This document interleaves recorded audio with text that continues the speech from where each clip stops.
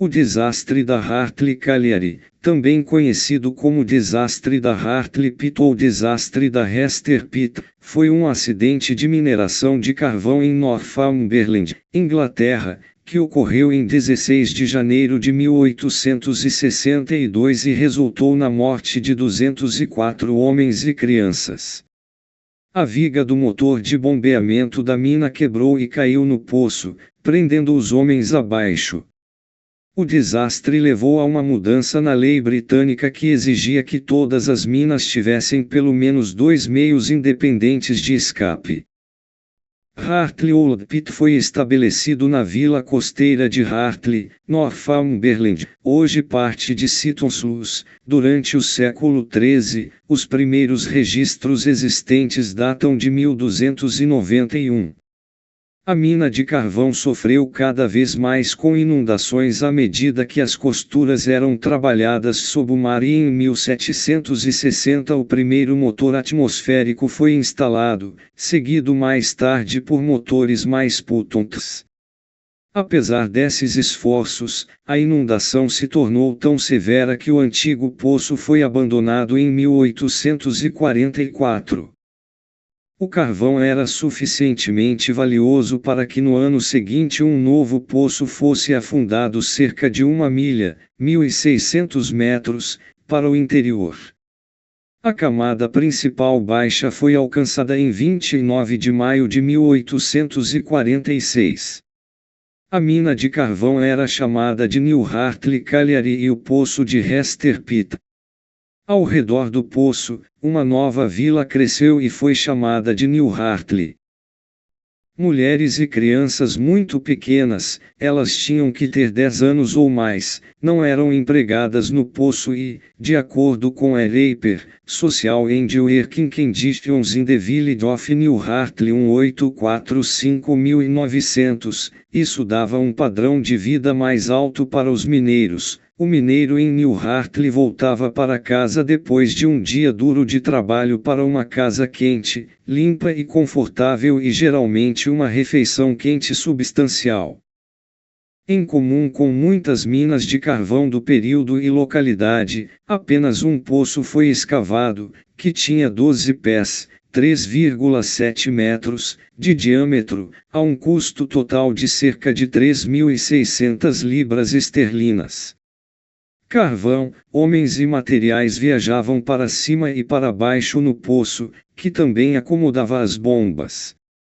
Além disso, o poço fornece a ventilação de ar fresco e a extração de griso, de vital importância.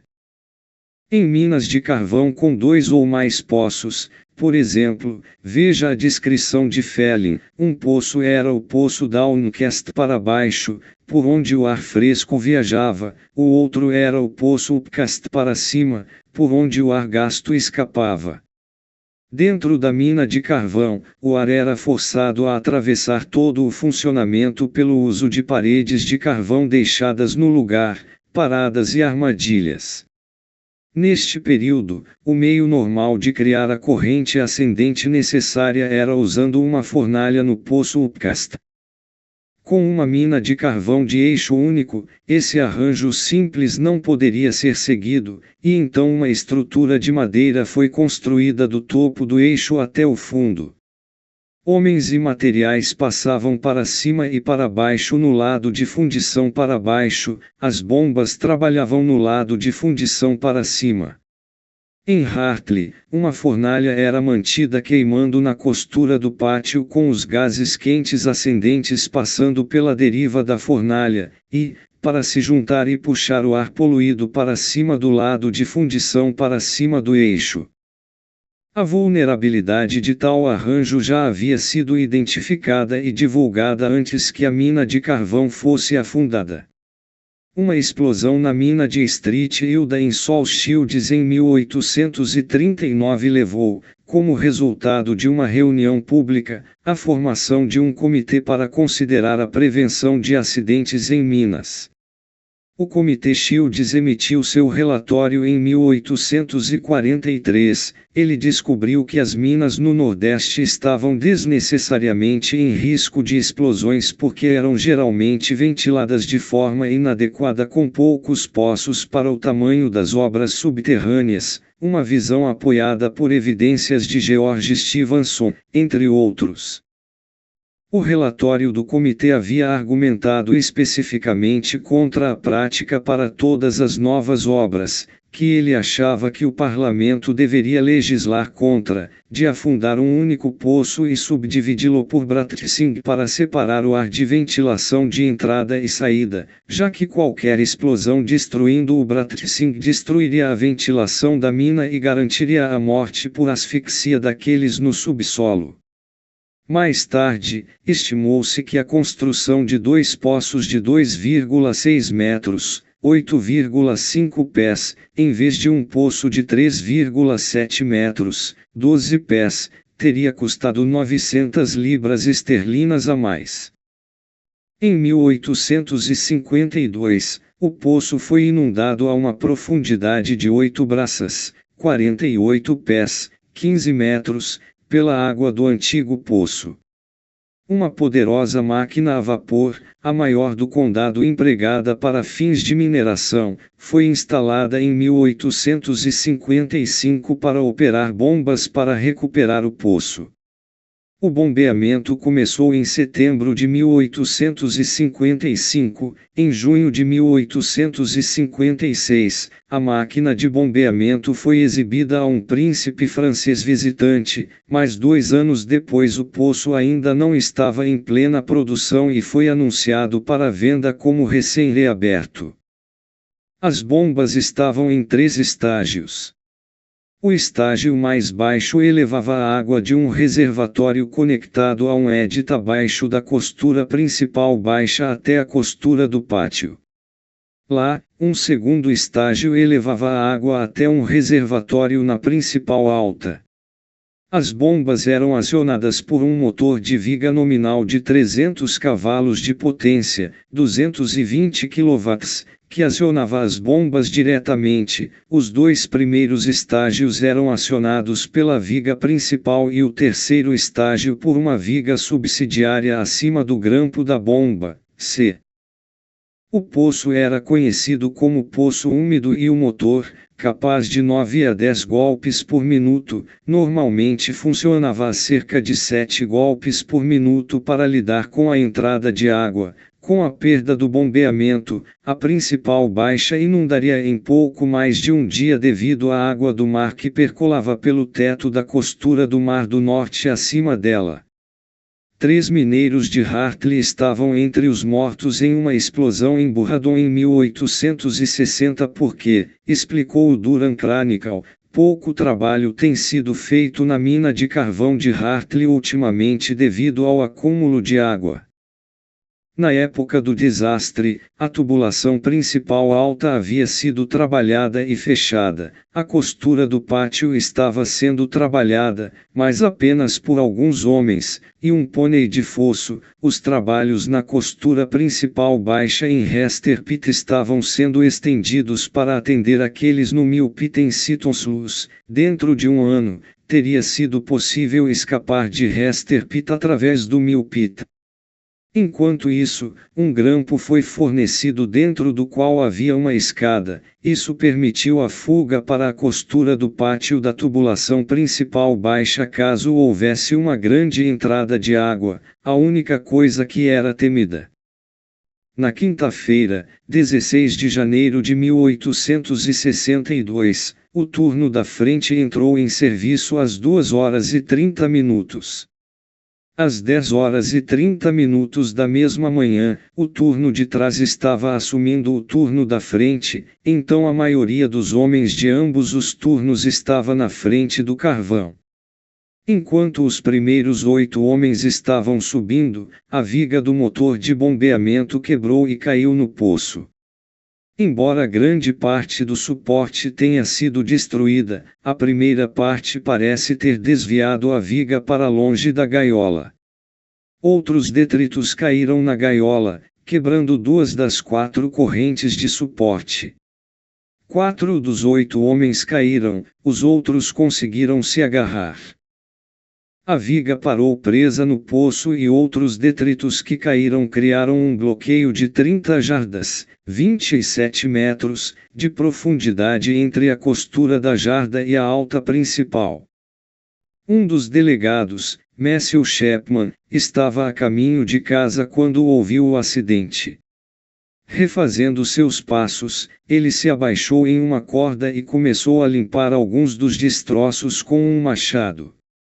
Percebendo que o homem estava exausto, tendo acabado de sair do turno, o observador Joseph Hamble o mandou para casa para descansar enquanto o esforço principal de resgate era organizado. A tentativa inicial de resgate foi realizada sob a direção de Hamble, Carr, proprietário e espectador, G.B. Hunter, Calpurn e North Seaton, Rag Taylor, Beckworth, e Matias Dan, HM inspetor de Minas. À meia-noite, os socorristas chegaram à gaiola danificada e George Sharp S.N.R. foi trazido em uma tipoia de corda. No entanto, ele se chocou contra algumas vigas penduradas, saiu da tipoia e caiu para a morte. Os socorristas, incluindo o então descansado Chapman, então desceram o grampo da bomba e baixaram uma tipoia de corda da parte principal alta. William Shape e Ralph Robinson foram trazidos da gaiola dessa maneira. Thomas Watson, um pregador local metodista primitivo, havia descido da gaiola para os homens que haviam caído. Ele permaneceu com eles para orar e confortá-los até que morressem. Watson também subiu em uma tipoia e foi, portanto, o último homem vivo a sair. Com as bombas paradas, todos sabiam que a tubulação baixa inundaria rapidamente. Aqueles na superfície, portanto, presumiram corretamente que os homens abaixo fariam seu caminho através do grampo até a costura do pátio. Durante a noite, os homens continuaram a trabalhar com cordas. Às 9 horas da manhã de sexta-feira, os socorristas removeram os destroços do poço, principalmente madeira do Brattice, a cerca de 5 braças, 30 pés, 9,1 metros, da deriva da fornalha e pensaram que podiam ouvir ruídos dos homens na costura do pátio. Eles foram então substituídos por afundadores de poços próximos. William Cowlson, o mestre afundador que supervisionou o afundamento do poço em 1845-46, estava em um trem passando pela estação Hartley a caminho de outro trabalho. Ao passar por Newcastle naquela manhã, ele soube do acidente, ele enviou um subordinado para ver se era necessária assistência. Ao oferecer seus serviços, ele foi colocado no comando no final da tarde de sexta-feira, o comitê anterior cedendo à sua maior experiência. Houve quedas ocasionais de rochas das laterais do poço abaixo das altas obras principais. No sábado à noite, os socorristas estavam cerca de 4 braças, 24 pés, 7,3 metros, acima do desvio da fornalha. Nessa profundidade, o poço cruzou um problema. Quando o lixo foi removido abaixo dele, houve quedas maciças de rochas, com o poço se expandindo para até 27 pés, 8,2 metros, em algumas direções. Tornou-se necessário reforçar as laterais para prendê-las antes de tentar ir mais para baixo no poço, isso levou cerca de 12 horas. A partir da manhã de domingo em diante, um pequeno buraco foi escavado através da pedra caída em direção ao desvio da fornalha. Enquanto os homens trabalhavam no bloqueio, eles foram incomodados pelos vapors de monóxido de carbono do forno e pelas medidas que ele havia inflamado. Quando uma pequena penetração foi finalmente feita, 3 da manhã de terça-feira, houve uma liberação de gás nocivo, óxido carbônico, ou seja, monóxido de carbono, deixando alguns dos socorristas sem palavras, todo o grupo de trabalho teve que ser resgatado e em meia hora o gás subiu para 4 braças, 24 pés, 7,3 metros, acima da linha principal alta. Para reiniciar alguma ventilação, uma bratrice de pano foi instalada da costura do pátio até a área de trabalho. Ela foi feita com pedaços de tecido de bratricing mantidos por várias minas de carvão locais e não estava completa até quinta-feira. Na manhã de quarta-feira, com a bratricing incompleta, George E. Mason, um dos afundadores de Cowlson enviado para investigar se o que restava das bombas entraria em colapso se os detritos ao redor delas fossem removidos, entrou 3 metros na deriva do forno antes de ser forçado a recuar pelo gás. Ele tinha visto um machado, uma serra e madeira serrada, indicando que mineiros presos tentaram escapar por aquela rota, mas as ferramentas estavam enferrujadas. Carr sentiu-se capaz de responder a um telegrama enviado de Osborne House: a rainha está muito ansiosa para ouvir que há esperanças de salvar as pessoas pobres na mina de carvão, por quem seu coração sangra, que ainda havia tênues esperanças de tirar pelo menos alguns dos homens vivos, mas essas esperanças logo foram frustradas. Na entrada da mina, os espectadores expressaram desconforto com o lento progresso das operações de resgate. 2 mineiros em seu número, William Adams de Calpurn e Robert Wilson de Beckworth, foram convidados a descer na mina e relatar aos seus colegas como as coisas estavam. Excedendo suas instruções, eles conseguiram entrar na costura do pátio e encontraram homens mortos. Rambleu e um colega observador, um Sr. Hall de Trindon, penetraram mais fundo e encontraram todos os mineiros mortos, mas ao retornarem para a margem foram severamente afetados pelo gás. Outros caíram mais tarde, mas muitos foram seriamente afetados pelo gás. Eles relataram, de acordo com o Newcastle Journal, homens mortos em todas as direções, a maioria perto do poço, a maioria parecia ter morrido placidamente. Os grupos de exploração viram meninos nos braços de seus pais e irmãos dormindo mortos nos braços de irmãos. O pônei morto estava intocado, seus silos de milho tinham sido esvaziados e alguns dos mortos tinham milho em seus bolsos. Embora os socorristas pensassem ter ouvido sinais dos homens presos até a noite de sábado, a última entrada no caderno do supervisor de trás descreveu uma reunião de oração realizada às 13h45 da tarde de sexta-feira. A tarefa agora era recuperar corpos, e, o observador de verificação disse aos garçons na cabeça do poço, não adiantava jogar fora as vidas de homens vivos para obter os corpos de homens mortos. Novas entradas na costura do pátio foram suspensas até que a cintagem de lona fosse concluída, e o poço devidamente coberto de madeira e limpo para permitir que a costura do pátio fosse acessada diretamente, em vez de pela deriva do forno. No dia seguinte, o jornal relatou cenas feias na cabeça do poço, com exigências de que os corpos fossem recuperados imediatamente. Inversamente, os trabalhadores no poço estavam se tornando mais relutantes em correr o risco das contínuas quedas de rochas.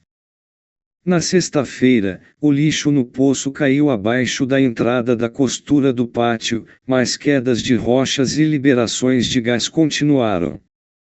No sábado, as obras foram concluídas e os afundadores e os homens do poço foram retirados.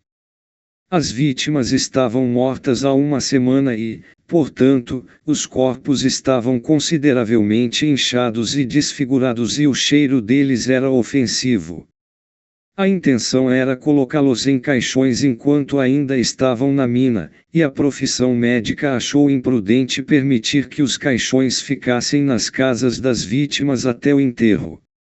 No caso, os cadáveres foram elevados até a cabeça do poço para serem identificados, tanto quanto possível, pelo tally boy, borrifados com cloreto de cal, envoltos e enclausurados. No final, no entanto, conforme cada corpo era enclausurado, ele era enviado para casa ou, se não identificado, marcado como desconhecido e enviado para a capela metodista primitiva para identificação posterior. O repórter do jornal descreveu a consequente aparência da vila. Todas as persianas estavam fechadas, mas, olhando para as portas abertas, vimos caixões em todas as casas. Na maioria dos casos, eles estavam sobre a cama grande, tão característica da moradia do mineiro. Às vezes, a cama não comportava todos os caixões, e então eles eram dispostos em cadeiras ao lado dela.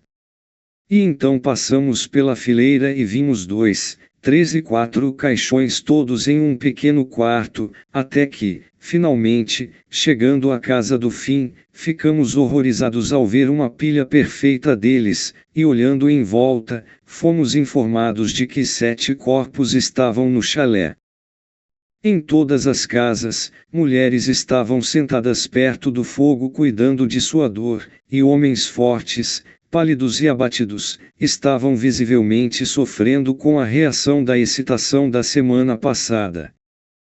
A recuperação dos corpos continuou até as 4 da manhã de domingo. A costura do pátio foi então verificada cuidadosamente para garantir que todos os corpos tivessem sido removidos, e New Hartley e os assentamentos vizinhos foram sondados para confirmar que nenhum corpo estava desaparecido. À 1 da tarde no domingo, carroças chegaram às casas de campo e a maioria dos caixões foi levada em procissão para a igreja Yarsdon. O cemitério não era grande o suficiente e mais terra foi doada pelo Duque de Northumberland. Um grande número de sepulturas repentinamente necessárias foram cavadas por homens da mina de carvão Seaton de Laval. 50 homens foram empregados na escavação das sepulturas, e eles não concluíram sua tarefa até bem depois que os enterros começaram. Por volta de 1h30, o crepúsculo estava caindo quando o último caixão foi enterrado. Foi publicada uma lista de trabalhadores que sobreviveram e que foram empregados na Hartley Colliery. Havia apenas 55. A perda de vidas foi extrema, mesmo para os padrões da mineração de carvão da era vitoriana, e continua sendo um dos piores acidentes de mineração na Inglaterra. Um inquérito foi realizado na terça-feira, 21 de janeiro de 1862, sobre os 5 homens mortos diretamente pela queda da viga, mas isso ouviu poucas evidências, o legista esperando uma investigação mais específica, caso alguns dos outros não fossem resgatados vivos. Os engenheiros relataram o que tinham visto e ouvido quando a viga falhou. Um também contou sobre um incidente durante a manutenção cerca de um mês antes. A viga tinha sido levantada por macacos hidráulicos de seu mancal central para permitir que os latões do mancal fossem substituídos. Durante esta operação, o sistema hidráulico falhou e a viga caiu. No entanto, ela caiu apenas 3 polegadas, 76 milímetros, de volta aos seus mancais. A testemunha não achou que uma queda tão pequena danificaria a viga, ele não tinha visto nenhum dano à viga, e o motor funcionou bem até a falha da viga. Também foi notado que havia defeitos de fundição visíveis na superfície da fratura. Como o legista havia previsto, um segundo inquérito foi necessário e foi realizado de 4 a 6 de fevereiro de 1862. Sir George Grey, o secretário do Interior, a quem a Inspetoria de Mineração se reportava, enviou um especialista, John Kenyon Blackwell, para auxiliar o legista. Blackwell deveria fazer um relatório separado sobre questões técnicas e usar o inquérito como uma oportunidade para coletar informações para seu próprio relatório. No segundo inquérito, vários especialistas e homens experientes deram suas opiniões sobre a causa da fratura da viga. Eles divergiram sobre alguns detalhes, mas estavam em geral de acordo que as lanças que ligavam a viga do motor às bombas que ele estava operando falharam em tensão. Alguns sustentaram que isso foi desencadeado por um travamento do pistão da bomba, outros sustentaram que a falha ocorreu simplesmente porque a lança estava em más condições. Com a carga na viga removida, houve um curso anormalmente rápido e grande e a viga atingiu o equipamento no lado interno, máquina a vapor, da viga com grande força. A carga de choque causou falha frágil do ferro fundido. John Short, o construtor de motores, deu as informações básicas sobre o motor, a viga e as lanças da bomba. A viga foi feita nas proximidades pelos senhores Loch, Wilson e Bell de Walker. Ela foi montada a partir de 3 componentes. Um guidão central cuja porção do meio era hexagonal foi rosqueado através de um furo hexagonal no chefe central de 2 peças fundidas maciças unidas costas com parafusos, pinows e espaçadores. Cada peça fundida tinha uma espessura de 15 polegadas, 380 mm, no chefe central e 9 polegadas, 230 mm, nas bordas superior e inferior com uma espessura de teia de 4,75 polegadas, 121 mm. A viga tinha um vão efetivo de 34,5 pés, 10,5 metros, sua maior altura era de 8 pés, 2,4 metros, no chefe central, pesava mais de 40 toneladas. As lanças corriam como uma única lança seca principal de 14 polegadas, 360 mm, de pinho mema quadrado até logo acima da principal alta. Um Y então conectava a lança principal tanto à lança molhada da bomba do segundo estágio quanto à lança seca quadrada de 10 polegadas, 250 mm, da bomba inferior. Carlson relatou que a lança principal havia quebrado 14 pés abaixo da margem, a lança seca inferior estava quebrada em uma placa de lança, peça de junção, oposta à principal alta. De seu exame, elas falharam sob tensão, e, portanto, ele deduziu, antes que a viga quebrasse. John Hoskin deu provas de especialista sobre a viga da bomba. Ele apontou para a fraqueza no projeto da viga e sua instalação. Havia muito metal no ressalto central e nas nervuras, cujo efeito líquido era enfraquecer a viga. A orientação dos furos hexagonais, ápices no topo morto e no fundo morto, enfraqueceu a viga e deu pontos a partir dos quais uma fratura poderia começar. A viga foi fixada na cavilha por meio de cunhas entre elas, pelas marcas de martelo nas cunhas. Isso parecia ter sido feito com força excessiva, o que teria introduzido um estresse local indesejavelmente alto. Teria sido melhor, prática moderna, usinar os furos do ressalto central e a porção do meio do circular cavilha, com melhor engenharia de chaveamento entre a viga e a cavilha. Um fundidor de ferro considerou o ferro de boa qualidade, sua resistência foi demonstrada pela irregularidade da superfície e da fratura, e sua qualidade pela cor da superfície da fratura quando fresca. Não houve contração indevida. Hoskin não achava que um pistão da bomba tivesse encravado, a lança inferior havia quebrado sob carga normal, a madeira não me parece ter sido de muito boa qualidade. Pode ter sido em algum momento, mas não é mais. Ele descartou como irrelevantes 2 pontos que haviam atraído comentários. 1. Vazios consideráveis, 6 polegadas, 150 mm, x 4 polegadas, 100 mm, podiam ser vistos na superfície da fratura perto da saliência central, eram vazios de retração, esperados com uma fundição tão grande, a menos que precauções especiais fossem tomadas, e não afetariam significativamente a resistência da viga. 2. Ele não achava que a queda anterior tivesse qualquer conexão com a falha subsequente. A viga havia caído apenas 3 polegadas, 76 milímetros, o que ele considerou insuficiente para iniciar qualquer fratura. A queda ocorreu 33 dias antes da falha da viga. Ele não achava que uma viga significativamente danificada teria sobrevivido tanto tempo. A superfície da fratura após a falha da viga tinha sido uniformemente brilhante, o que descartou qualquer falha progressiva lenta ou falha parcial anterior. O relatório de Blackwell para Gray, escrito uma semana após o inquérito, concordou com Oskin e chamou a atenção para fatores que Blackwell sentiu que tornaram o acidente mais provável do que para a maioria dos motores de bombeamento. 1. Em Hartley, tanto os cursos em Use-Up quanto em Use-Down eram acionados pelo motor, enquanto no ciclo de motor Cornish usual para motores de bombeamento de feixe, apenas o curso em Use-Down era um curso de potência, o curso de retorno sendo acionado pelo peso da engrenagem da bomba.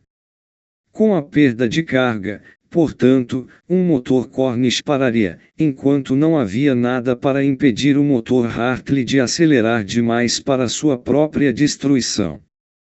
2.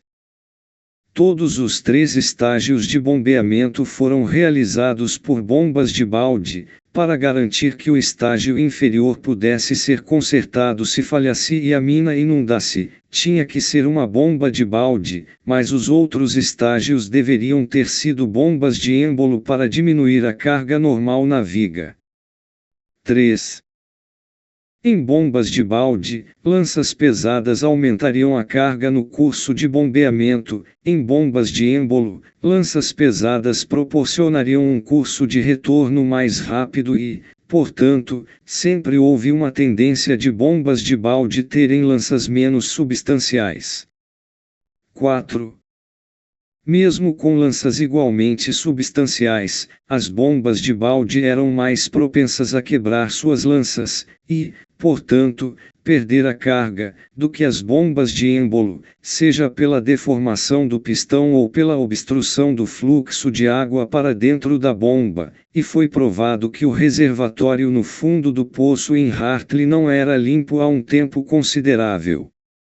Informada de que toda a esperança estava perdida, a rainha Vitória, que estava de luto, tendo perdido seu marido, o príncipe Alberto, apenas um mês antes, enviou um telegrama de condolências, seguido por uma carta: Sua Majestade me ordena dizer que sua mais terna simpatia está com as viúvas e mães e que sua própria miséria só a faz sentir ainda mais por elas. Em seu diário pessoal, ela registrou: os relatos do acidente da mina de carvão são terríveis, uma miséria tão terrível. A carta foi lida pelo clero para as viúvas, o que foi um grande conforto e uma consolação para elas.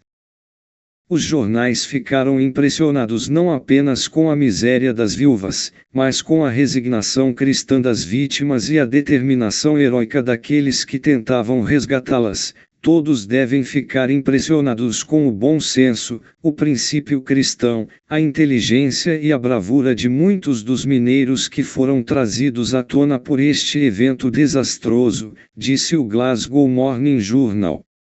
Outros foram menos contidos. Perigo, iminente e inesperado, é a posição em que a grandeza do caráter britânico se destaca em suas proporções totais. De um desastre terrível e estupendo, um desastre como o que acontece em algum departamento da empresa industrial quase todo ano, e deixe que os trabalhadores britânicos estejam presentes na cena, seja como vítimas ou espectadores, e a consequência será invariavelmente uma exibição de nobre ousadia, ou fortaleza magnífica, ou devoção altruísta, como é impossível obter em outras circunstâncias, pensou Etanian. O heroísmo dos voluntários que tentaram resgatar as vítimas foi marcado por uma medalha especial. A Hartley Disaster Medal foi cunhada em ouro para Carlson e em prata para os afundadores, que também receberam dinheiro proporcionalmente às horas que passaram no poço. Um obelisco, em homenagem aos que morreram, foi erguido no cemitério da igreja de Street Elban em Yarsdon. O telegrama de condolências da rainha, após expressar simpatia pelas viúvas e órfãos, perguntou o que está fazendo por eles. Um apelo foi criado para arrecadar dinheiro suficiente para salvá-los da miséria. Pensava-se que as vítimas tinham deixado 407 dependentes e que até 20.000 libras esterlinas teriam que ser arrecadados para sustentá-los. O público britânico respondeu generosamente, apesar das tentativas de persuadi-los a doar para outras causas valiosas. 20.000 libras esterlinas foram arrecadados somente em Londres. As receitas totais do Hartley Relief Fund chegaram a 83.000 libras esterlinas. Um cálculo mais completo dos dependentes, incluindo 26 filhos póstumos, elevou seu número para 467, mas mesmo nas suposições mais pessimistas, apenas 55.000 libras esterlinas eram necessárias para sustentá-los. Então em 1863 libras esterlinas 20.000 foram distribuídos entre os distritos cobertos por cada inspetor de mineração, para serem administrados por comitês locais e aplicados para o alívio do sofrimento causado por acidentes de mina. O dinheiro forneceu apoio financeiro para as primeiras sociedades de assistência aos mineiros, fornecendo seguro contra a morte ou ferimentos, seja em um desastre ou incidental a operações de rotina. Em 1862, estimou-se que para cada 1.000.000 de toneladas de carvão produzido, 15 mineiros morreram. O Hartley Relief Fund foi encerrado em 1909, depois de comprar anuidades para os 10 dependentes sobreviventes. 13.000 libras esterlinas foram deixados e foram para as Northumberland and Durham Miners Homes Associations. A acomodação construída com o dinheiro deveria ter uma inscrição adequada. O poço de Hester nunca foi reaberto. Em 1874, uma nova mina de carvão consistindo dos poços de Hastings e Melton foi afundada nas proximidades. Em 1901, as obras principais baixas do antigo poço de Hester foram reentradas, tendo sido drenadas por uma bomba potente. De 1929 em diante, uma série de aquisições e modernizações ocorreram até que, finalmente, em 1947, o novo National Coal Board assumiu. O declínio gradual seguiu com toda a mina de carvão sendo abandonada em 1959, deixando mais 70 anos, no pico da produção, de carvão abaixo do solo. O veredito do inquérito foi divulgado em 6 de fevereiro de 1862 e foi morte acidental, com as seguintes consequências. O júri não pode encerrar esta dolorosa investigação sem expressar sua forte opinião sobre a necessidade imperativa de que todas as minas de carvão em funcionamento tenham pelo menos um segundo poço ou saída, para fornecer aos trabalhadores meios de escape caso ocorra alguma obstrução, como ocorreu na mina de New Hartley, e que no futuro as vigas das máquinas da mina de carvão sejam feitas de metal maleável. No entanto, ao dar provas, um proeminente engenheiro de Minas, Thomas Emerson Forster, deu sua opinião de que o parlamento deveria aprovar uma lei nesta sessão exigindo 2 eixos, mas que os materiais usados nos motores da mina de carvão poderiam ser deixados para as pessoas que os instalarão. Eu mesmo acho que não haverá mais vigas de ferro fundido e essa visão prevaleceu. Em 7 de agosto de 1862, apenas 6 meses após o inquérito e menos de 7 meses do desastre, um ato do Parlamento, o Ato para emendar a lei relativa às minas de carvão de 1862, foi aprovado. Isso exigia que todas as novas minas tivessem 2 poços e todas as minas existentes garantissem acesso a um segundo poço antes do final de 1864. A penalidade máxima era de 10 libras esterlinas, mas a proibição era executável por liminar. Não havia legislação semelhante para proibir o uso de vigas de ferro fundido em motores de bombeamento de minas de carvão, mas vigas de ferro maleável se tornaram a regra em novas instalações. Um artigo de 1863 descrevendo um novo motor de bombeamento em Clay Cross observou que inicialmente uma viga de ferro fundido havia sido pretendida. Após o acidente de New Hartley, uma viga de ferro forjado foi especificada, adicionando 480 libras esterlinas ao custo do motor, 3.130 libras esterlinas, excluindo caldeira, casa de máquinas e bombas. Curta o vídeo e se inscreva no canal para receber os vídeos mais recentes assim que eles forem lançados.